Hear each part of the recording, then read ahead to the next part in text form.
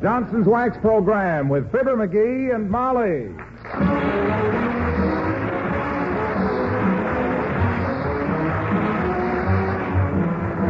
The makers of Johnson's Wax and Johnson's Water Repellent Glow Coat present Fibber McGee and Molly with Bill Thompson, Gail Gordon, Arthur Q. Bryan, Dick LeGrand, Cliff Arquette, and me, Harlow Wilcox. The script is by Don Quinn and Phil Leslie. Music by the King's Band and Billy Mills Orchestra.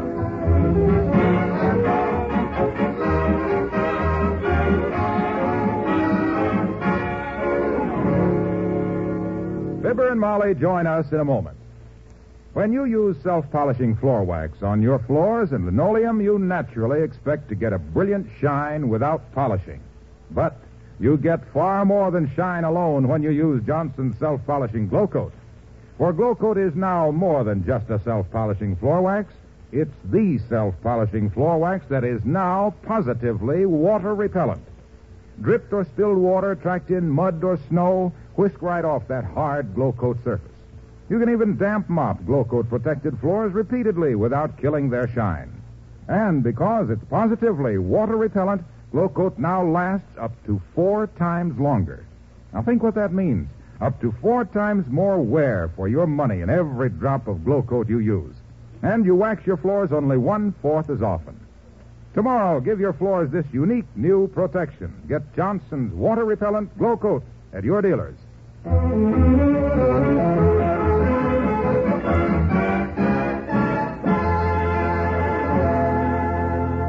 A couple of weeks ago, Mrs. McGee of 79 Wistful Vista got a letter from her wealthy Aunt Sarah announcing that she planned to visit the McGees this summer.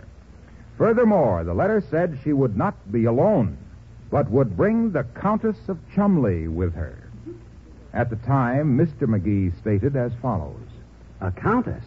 My gosh, read that again, Molly. A countess? The Countess of Chumley. Countess of Chumley. Yeah, it says your guest room will do for me, of course. But the Countess will require a house of her own. My gosh, you don't expect us to build a guest house just so she can have It says, I am sending a rough sketch of the house I want. Build it and send me the bills. Love, Aunt Sarah. Countess? Now, that was a couple of weeks ago. Well, to make a long story short, the carpenters have finished, the house looks very handsome, and out here on their back lawn admiring it are Fibber McGee and Molly.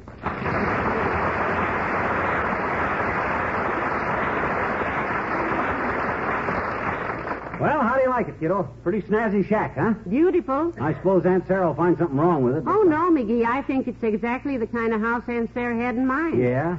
She certainly ought to be tickled when she sees this. Good idea, kiddo. I'll hold her and you tickle her. We'll get a smile out of that frosty old puss if it breaks every bone in her puss. Bless her rich old heart. Oh, now, McGee, don't start criticizing Aunt Sarah. She's a very cheerful person. Everybody says she has a lovely smile. Smile? Ah. Remember the time that photographer told her to give out with her biggest smile, and she says, "This is my biggest smile"? And the picture looked like she was getting ready to play a trumpet solo? Why, she's the softest... Now, McGee, that's enough. Did you tell the carpenter just to mail her the bills like she said? Yeah, and you should have seen him when I mentioned the name of Aunt Sarah Driscoll. He turned around, faced the east, and fell on his knees. Just like that. Heard of her, had he? No, he stepped in a gopher hole. Hey, I wonder what color we ought to have it painted, Molly. What colors have we got? Well, I'll look out in the garage and set them all out for you to look at. I'll get out the red paint and the green paint and the white lead. I think maybe if you got the lead out first, you... Oh, there's Ole from the Elks Club. Hello, Ole. Oh, hi, Ole. How do you like the new guest house we built, boy? Pretty snappy stack of sticks, huh? Yeah, sure. That's a very fancy house, McGee. Yeah. My missus tells me last week it looks like you was building something, but she couldn't see what it was without her glasses. Oh, I didn't know your wife wore glasses, Ole. Yeah, sure. She got a slight case of nearsighted, my missus has. Uh-huh. Doctor says it's horopia. Myopia, Ole. Oh, you nearsighted too, missus? That's too bad. Maybe you just need glasses. No, I mean... Look, I test your eyes with an eye test, missus. Now, how many fingers I hold up there? 2 fingers? You need glasses. 1 finger is my thumb. Hey. Never mind the optical delusions, Ole. We got to get in the house and phone Aunt Sarah. Tell her the guest house is finished. My cousin Jan, he also has house built last week, McGee. Only 2 days it takes. Yeah? It was a pre-flabbergasted house. Free what? Flabbergasted. When Jan finds out how much it cost, he was knocked over with a feather. Then he gets up and knocks over contractor with the two before. But I gotta go home, McGee. Me and the boys make garden today. Garden, eh? What you going to raise? Vegetables? Who knows what comes up? Last year I sent 10 cents to my congressman, and he sends me seeds. Yeah? We plant the seeds, and up comes weeds. McGee has the same trouble. But this year I try it different. I think this year I send my dime to the seed company and plant me a congressman. So long.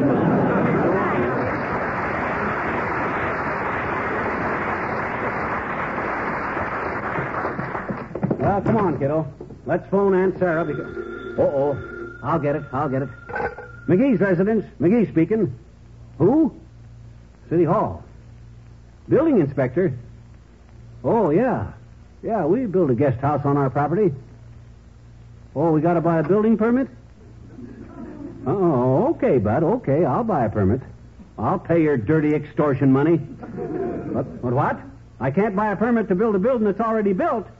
Have to tear it down first. Oh. I'll tear down that city hall. That's what I'll tear down. By George, Hello! Huh, he hung up. Of all the dirty, rotten, and chiseling, they can't do this to me. Make me tear down a brand new house that's... Can they, Molly? Heavenly days, I hope not. Oh, dear, how did you ever overlook that? Come in. Oh, hello, Dr. Gamble. Come in. Thank you, my dear. Hello, Beaverhead. What's new? What's new is I'm going to go downtown and blow the lid off of that dirty political mess that calls itself the City Hall. That's what's new I'm going to do. I'm sorry I asked, Lemon Brain. Skip it. I've got troubles of my own this morning. Well, you deserve them. I don't.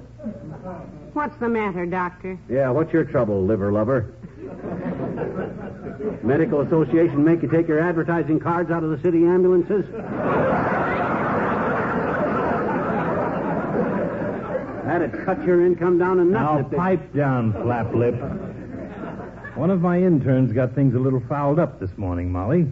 I asked him to leave a book at the City Hall for mail of trivia and then deliver a baby at the hospital for me. Well, that sounds simple enough, Doctor. Not for him. It was all right when he left the book at the hospital, but when he delivered a baby to mail the trivia, it got a little confusing. Well, that's all very interesting, nerve block. But we got to get going. I got to go downtown and buy us a building permit. Well, have a nice trip, kids. And while you're down there, McGee, don't forget to pick up your Social Security check. Social Security. Social Security? I'm not eligible for that stuff till I'm 65. By the time you get anything out of that building inspector, you'll be 65. Go on, baby. Go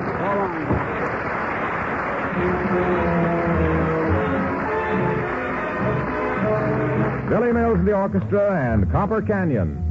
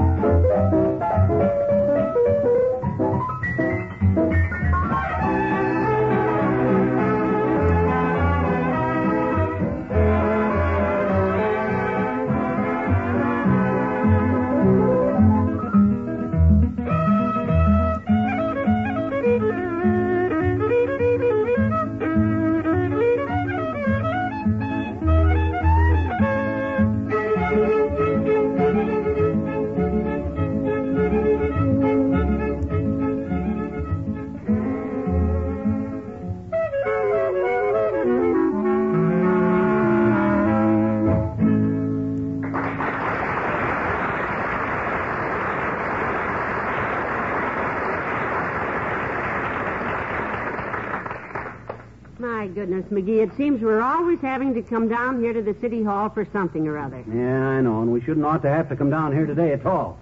Building permit to build a building that's already built. That's a dirty outrage. It's sure lousy bureaucracy, that's what it is. And what's more, Hey, McGee, what is bureaucracy? Well, well, you know what a bureau is. Certainly. Sure. Bureau starts out to be a good-looking, useful piece of furniture. But as time goes on, it gets filled up with a lot of useless junk and gets so big for its own drawers that nobody remembers what it was designed for in the first place. By that time, it's so loaded down you can't move it. That's a bureau. Yes, but you haven't... Bureaucracy is when your collar button rolls under it and you have to kneel down in front of it and beat your brains out trying to get it back. A smart citizen lets it go, throws his shirt in after it, and wears a sweater. Happy that he's still got his pants. Thank you. Not at all, my dear. Always glad to explain any of these... Oh, hi, Mort. Hi, McGee. Mort who? Postum in the coroner's office. Kind of dumb, but it amused the coroner to have a guy named Mort Postum doing the postmortems.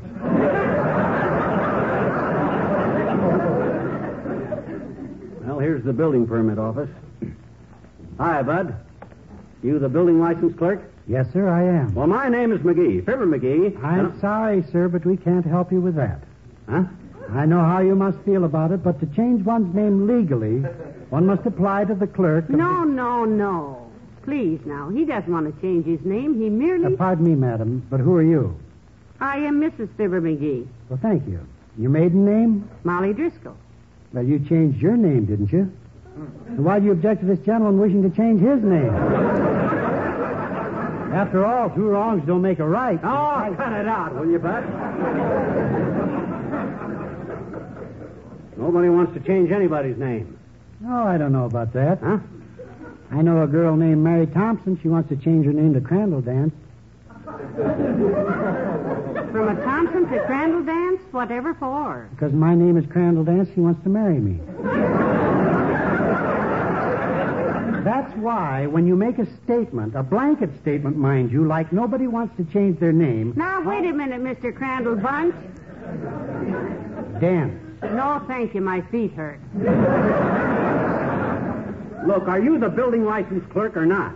Well, now, that's a silly question. What's it say on the window? Well, what does it say, Molly? Out to lunch. How soon will you be back?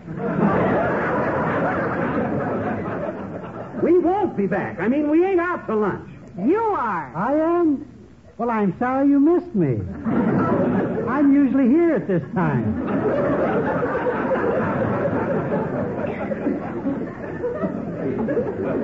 Frankly, Bud, I doubt if you're ever completely here. Now, listen, I want to get a building permit. I see. Now, what type of structure do you plan to build? It's already built. Then you must tear it down. What? If the structure was built without a permit, you must tear it down, then get a permit and build it again. You're not permitted to build without a permit. Dad, it, I didn't know that, so now I want to get a permit. You can make it radioactive.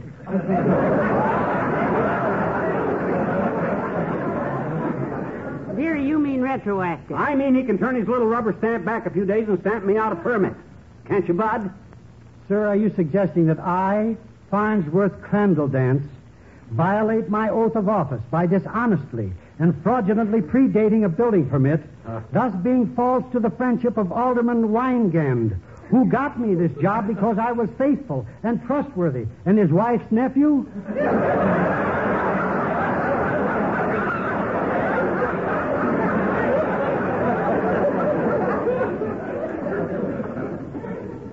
Bilgewater. No Crandall Dance. Just because we forget to get a building permit... I didn't forget it. I didn't know I had to have one. Sir, my heart bleeds for you. Well, give us a permit and we'll buy you a transfusion. Look, can you folks come back tomorrow? It's closing time. Closing time? It's only 3:15. Yes, madam, but I close early on Tuesdays. I'm building a garage in my spare time. Oh, my goodness. I forgot to issue myself a permit. Uh-huh. Say, can you loan me $1, Mr. McGee, just till you tear your building down, come back for a permit? Why, you muddleheaded...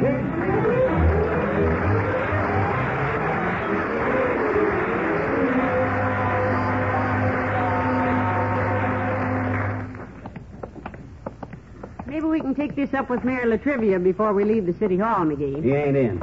But by George, I'm going to take this up with somebody. I pay my taxes. I vote regular. As a responsible citizen, I got a perfect right to say hello, Junior. Say what? Oh, hello, Mr. Wilcox. Hello, Molly. Hiya, pal. What are you all steamed up about? He bumped his nose on a city regulation, and he's got a sore face, Mr. Wilcox. You're doggone tootin' I have. Look, you got any influence with the building commissioners, Junie? They love me, pal. Matter of fact, at the last meeting of the building commissioners, they passed a resolution of appreciation. Appreciation of what? Me.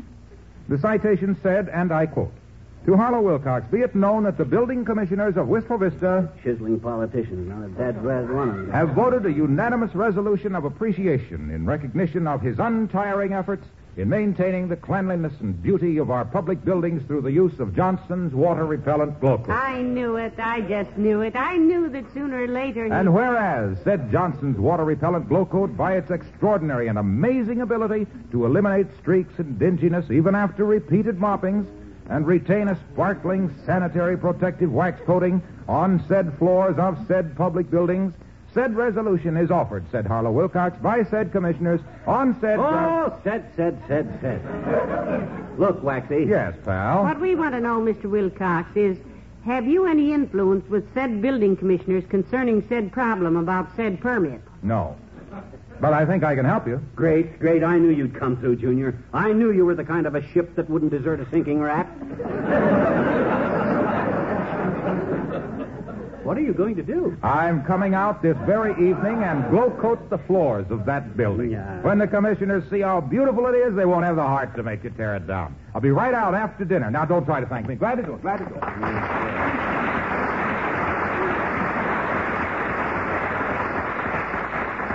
Oh, what a wonderful idea. How can we ever repay him for a thing like that, dearie? I don't know. Unless we send him some poison chocolates. Oh, well, I guess I got to handle this matter myself. You know the old saying, kiddo. If you want a thing well done, don't start anything that looks too tough. That's why I always Wait a minute, say... McGee. Huh? Maybe the old-timer has a suggestion. Who? Yoo-hoo, Mr. Old-timer. Oh, hi, old-timer. Hello there, kids. What's the matter with you, Johnny? Look as sour as a vinegar and milkshake. Have you any influence with the city building commissioners, Mr. Old-timer? Nope. They hate my internal arrangements, daughter. And why? Simply because when they put up the new museum, I read a letter to the Gazette saying it looked like a marble piggy bank that would fall down if a streetcar went past it too fast. And while I didn't think there was any graft connected with it, I thought that $600,000 for them two brass lions out in front was kind of expensive. Well, then I guess there's no use taking this thing up with you. Where have you been lately? Motoring trip, Johnny. Oh. Out in New Mexico. Heard them and seen all them flying saucers. Heavenly days. Did you see any? Daughter, I've been keeping my trap shut about this for fear folks would think I was kind of dull in the skull. Besides, military authorities, for some reason, don't want nobody to believe nothing. The Pentagon building has established a regular poo-poo department for that stuff.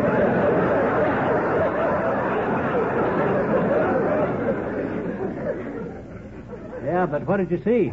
Well, sir, Johnny, I was driving along near Alamogordo one day when I happened to look up into the sky, see? And there it was. Yeah? A peculiar-shaped thing, sailing along about 1,000 foot long, a mile wide, with holes in the edges and dangerous looking. My goodness. I reached back into the back seat for my 30-30, took a couple of pot shots at it, but was too far away, I guess. Gee. Well, sir, finally disappeared to the south. Sure had me scared, though I figured out what it was. What was it? A cloud. The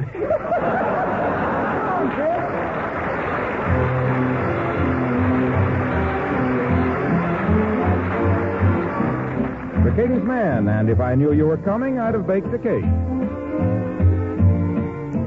Well, look who's here. I haven't seen you in many a year. If I knew you was coming, I'd have baked a cake. I would have baked a cake, a pretty chocolate cake. If I knew you was coming, I'd have baked a cake. How'd you do? That's fine. Had you dropped me a letter, I'd have hired a band. I would have hired a band. The very best in the land. Had you dropped me a letter, I'd have hired a band. How'd you do? How'd you do? How'd you do? Glad to hear it. Now I don't know where you came from, 'cause I don't know where you've been. But it really doesn't matter. Grab a chair and fill your platter and dig, dig, dig right in. If I knew you was coming, I'd have baked a cake. I would have hired a band. A pretty chocolate cake. If I knew you was coming, I'd have baked a cake. How'd you do? How'd you do? How'd you do? Now if I knowed you was a coming, I'd have hired a hall. Throw to brawl, band and all. If I knowed you was a coming, we'd have had a ball. How'd you do? How'd you do? What's with you? How'd you do? And the very, very same to you. I don't know where you came from, 'cause I don't know where you've been. But it really doesn't matter. Grab a chair and fill your platter and dig. Dig, dig, right in. If I knowed you was a comin', I'd have kept the pot, the coffee pot, nice and hot. If I knew you was a comin', I'd have baked your cake. How'd you do? How'd you do? What's with you? What's with you? And the same. How'd you do? How'd you do? How'd you do to you?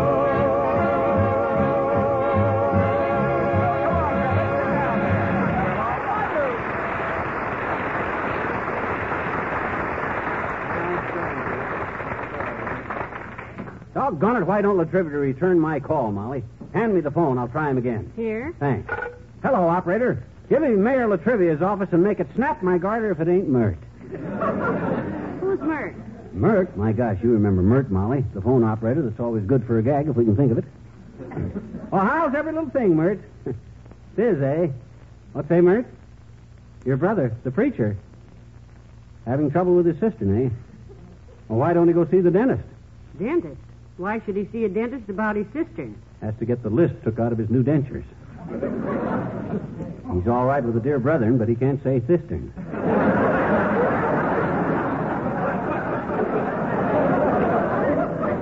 What's say, Mert? Oh, okay, Mert. Doesn't the mayor answer? No, he's probably on the way over here now because I left word for him. Come in. Who are you hollering at? Nobody rang the bell. Sure they did. You heard me. Come in. My goodness, this is Mayor the honor. Come in, Mr. Mayor. Thank you, Molly. Hello, McGee. Hi. I had a message that you wanted to see me about something urgent. What is it? That's a good question, Latrivia, because I'm going to tell you. It's very cooperative, dearie. I got a question for you, Latrivia. What kind of a city where an honest citizen that he goes to all the trouble and expense of building a guest house in his backyard for a countess with his aunt's perfectly good money and can't get a permit for it on account of they claim I got to tear it down first? Are you running, boy?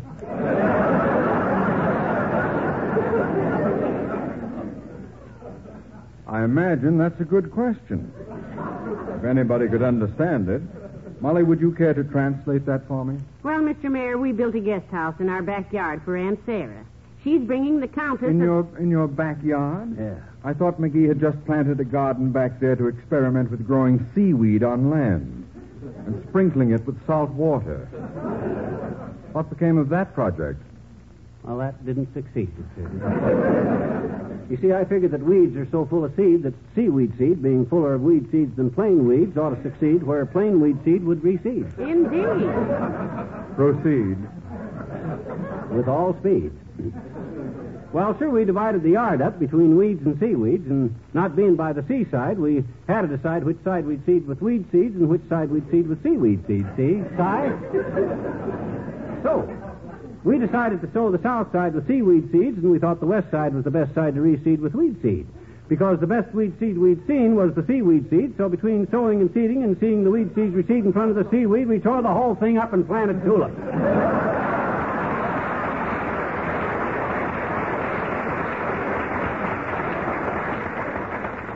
I'd like to say, McGee, that that's a very interesting story. Oh, thanks, Latriv. But it isn't. Now, what's this urgent problem of yours? Well, here's the story, Mr. Latrivia. We got a letter from Aunt Sarah that she's coming to visit us, and she's bringing a countess with her. And she asked us to build a guest house in the backyard. She sent the plans, and she's paying for it, and we had it built. Very generous of you. Yeah, but we forgot to get a building permit for it. And now they say we'll have to tear it down and start all over. Isn't that pretty ridiculous, Mr. Mayor? Yes, it is, Molly, but it's the law. I'm afraid I can't go over the building inspector's head. Yes, I can, too. I'm going over his head. Well, the trivia going over his head, eh? Yes, he's on the 3rd floor of City Hall. I'm going up to the 4th floor and lie down a little while. So long, Molly.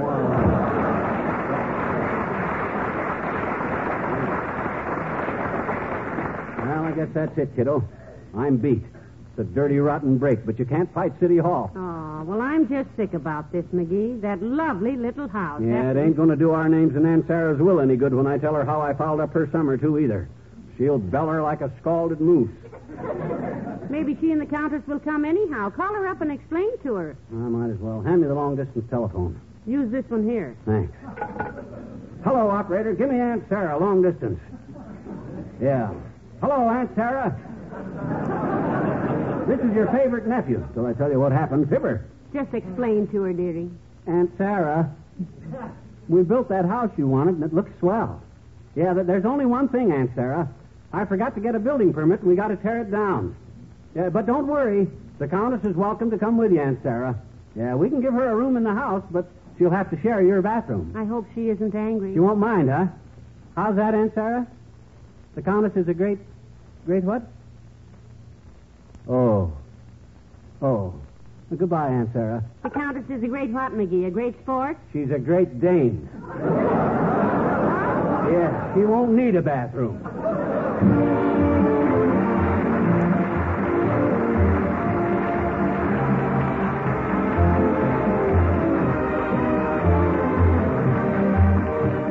Fibber and Molly return in a moment. Have you tried the sensational new wash day discovery that makes ordinary starching old-fashioned? It's Brisk, B-R-I-S-K, made by the makers of Johnson's Wax. Brisk is not just a starch. It's the wax starch, a miracle starching mix that contains a marvelous new ingredient, fabric wax. It's better than ordinary starch in 4 wonderful ways. It restores the body and texture clothes had when new, gives that crisp look without that scratchy feel, keeps clothes 8 o'clock fresh all day long, cuts 15 minutes from every ironing hour on Brisk finished garments. Easy to use, no cooking, no boiling. Tomorrow, get Brisk, B-R-I-S-K, at your dealers. It's the laundry finish that contains miracle fabric wax.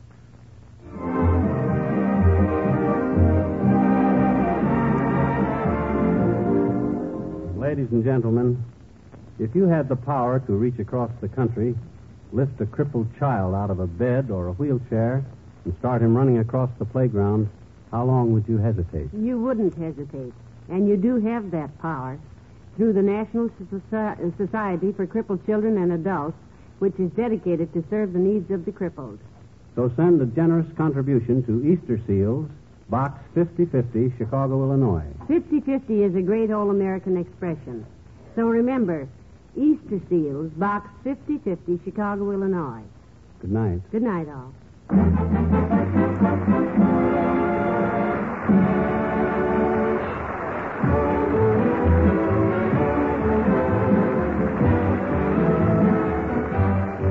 The makers of Johnson's Wax and Johnson's Water Repellent Glow Coat, Racine, Wisconsin, and Brantford, Canada, bring you Fibber McGee and Molly each week at this time. Be with us again next Tuesday night, won't you? Here's an announcement we don't want anyone to miss. It's your chance to get a generous 2-ounce sample of Johnson's Cream Wax, absolutely free. The makers of Johnson's Cream Wax want you to try the only cream furniture polish that provides a shine that won't fade out. That's right. Unlike oil polishes, Johnson's Cream Furniture Polish won't fade out because it polishes with wax and contains no oil. To get your sample, just send your name and address to Department 10, Johnson's Wax, Racine, Wisconsin.